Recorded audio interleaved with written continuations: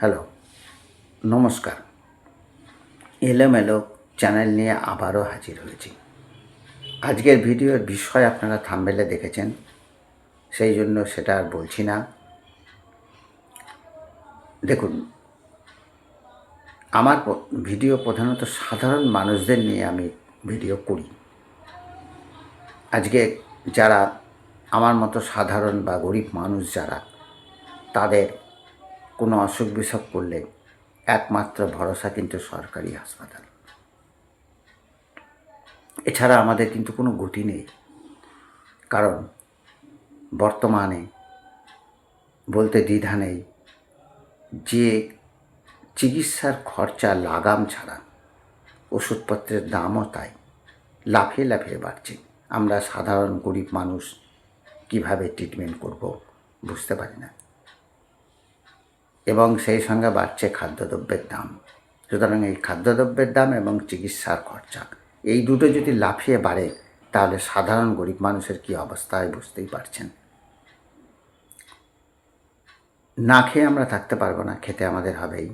আবার চিকিৎসা না করেও আমরা থাকতে পারবো না। যখন কোনো অসুখ বিসুখ করে প্রচণ্ড যন্ত্রণায় আমরা ছটফট করি এবং নানা রকম শারীরিক কষ্টে আমরা অতিষ্ঠ হয়ে যায়, সহ্য করতে পারি না, তখন আমাদের ডাক্তারের কাছে ছুটে যেতে হয়। কিন্তু এই ডাক্তারবাবুদের কাছে ছুটে গেলে যে কী পরিমাণ টাকা আমাদের খরচা হয় সেটা আমরাই জানি, কিন্তু বাধ্য হয়ে আমাদের ওই যেতে হয়। কিন্তু আমাদের মতো মানুষরা বেসরকারি হসপিটালের দরজা থেকেই ঘুরে আসে, কারণ ওই বেসরকারি হসপিটালের বিল আমাদের পক্ষে মেটানো সম্ভব না।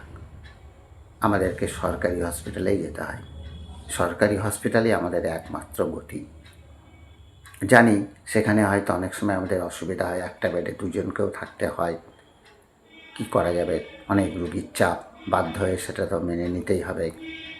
এছাড়া সবসময় হয়তো আমাদের মনঃপুত হয় না ট্রিটমেন্ট, কিন্তু আমাদের তো উপায় নেই।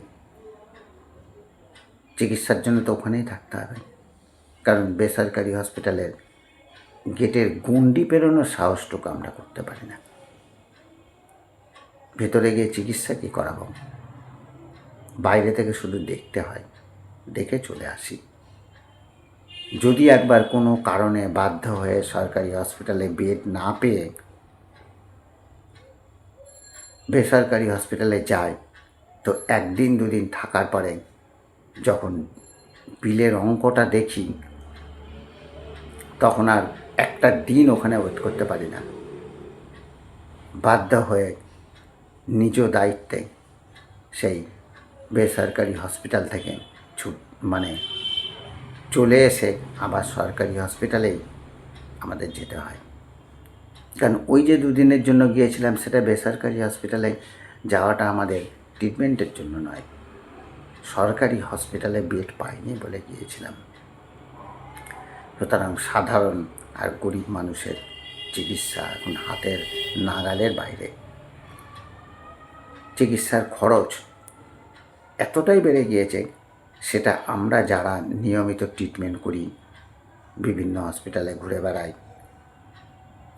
আমরা জানি। আমি দীর্ঘদিন ধরে বহু বেসরকারি হসপিটালে ট্রিটমেন্ট করেছি। বিশেষ করে আমি প্রধানত, আপনারা জানেন, আমার ভিডিওগুলো দেখেছেন, সেই জন্য আমি বলছি যে আমি সিএমসিতে প্রচুর ট্রিটমেন্ট করেছি, এবং ওখানে ট্রিটমেন্ট কিন্তু সাধারণ মানুষের আয়ত্তের মধ্যেই ছিল।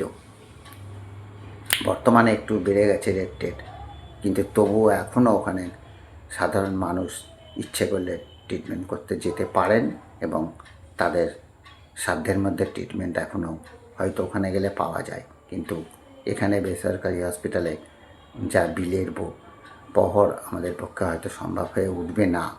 তবে অত দূরে ট্রিটমেন্ট করতে যাওয়া সম্ভব নয়, কারণ ট্রেন ভাড়া, লজে থাকা অনেক খরচার ব্যাপার, এবং আমি নিয়মিত যাই, আমি জানি। কিন্তু ওখানে হঠাৎ করে যদি আমার এখানে অসুখ করে, আমার তো সম্ভব নয় ওখানে ছুটে যাওয়া, আমাকে এখানেই ট্রিটমেন্ট করতে হবে। কিন্তু এখানে কোনো বেসরকারি হসপিটালে আমি যেতে পারি না, কারণ এই ধরনের আর্থিক সঙ্গতি আমার নেই। আমাকে ওই বেসরকারি হসপিটালের বদলে সরকারি হসপিটালে যেতে হয়, এবং আমার পরিবারের যার যে অসুখ করুক আমরা সরকারি হসপিটালে যাই, কারণ সরকারি হসপিটালে আমাদের একমাত্র ভরসা, ওটাই আমাদের শেষ আশ্রয়। এবং সরকারি হসপিটালে সত্যিই চাপ, কিছু বলার নেই সরকারকে যে এত চাপের মধ্যে কি করবে, এত রুগী, তাই তো একটা বেডে দুজন করে রাখতে হয়। এবং সবসময় সেখানে ভালো ট্রিটমেন্ট হয়তো পাওয়া যায় না, কিন্তু উপায় নেই, সরকারের উপর প্রচুর চাপ। রুগী এসেই যাচ্ছে, তারা কি করবে? তাদের তো কিছু করার নেই, কারণ গরিব মানুষ যাবেটা কোথায়? বেসরকারি হসপিটালে ট্রিটমেন্ট তারা করতে পারবে না। এই জন্য সরকারি হসপিটালে আমাদের যাওয়া, আমাদের একমাত্র স্থান ওটাই। আর আমার বাড়ির কাছে যে হসপিটাল, আমরা অসুখ বিসুখ করলে প্রধানত সেখানেই যাই। আর ওষুধপত্রের যে দাম, সবসময় সব ওষুধ কিন্তু আমাদের সরকারি হসপিটাল থেকে পাওয়া যায় না, বহু ওষুধ আমাদের কিনতে হয়, সেগুলো আমরা বাইরে থেকে কিনি। ওষুধের যে দাম আগে ছিল এবং বর্তমানে কী দাম, এর যে ফারাক, সেটা কিন্তু আমরা যারা নিয়মিত ট্রিটমেন্ট করি তারা কিন্তু জানি। আগে যে ওষুধটা 10 টাকা ছিল, আমি হয়তো দেখলাম 2 মাস পরে সেই ওষুধটা কিনতে গিয়ে তার দাম ডবল হয়ে গেল, আরও কিছুদিন পরে দেখছি আরও বেড়ে গেল, এইভাবে বাড়ছে। এবং এই বিষয়টা নিয়ে কেউ কিন্তু কোনো আলোচনা করে না, আমি দেখেছি। ওষুধের দাম নিয়ে কিন্তু কোনো আলোচনা নেই। কি পরিমাণে ওষুধের দাম লাফিয়ে লাফিয়ে বাড়ছে। মাঝে মাঝে মনে হয় না, ওষুধপত্র আর খাবো না, কিন্তু কোনো উপায় নেই। ওষুধ ভুলে থাকলে তো আমাদের চলবে না। ওষুধ আমাদের বাঁচতে গেলে খেতে হবে, যন্ত্রণার হাত থেকে বাঁচতে গেলে আমাদের ওষুধপত্র নিয়মিত খেতে হবে, এছাড়া উপায় কী? তাই তো সাধারণ মানুষের যে কী কষ্ট, সেটা আমি এই ভিডিওতে তুলে ধরার চেষ্টা করছি। আমার উদ্দেশ্যও তাই। আমাদের সরকারি হসপিটাল ছাড়া কোনো রাস্তা নেই, এটাই আমার এই ভিডিওতে জানানোর উদ্দেশ্য।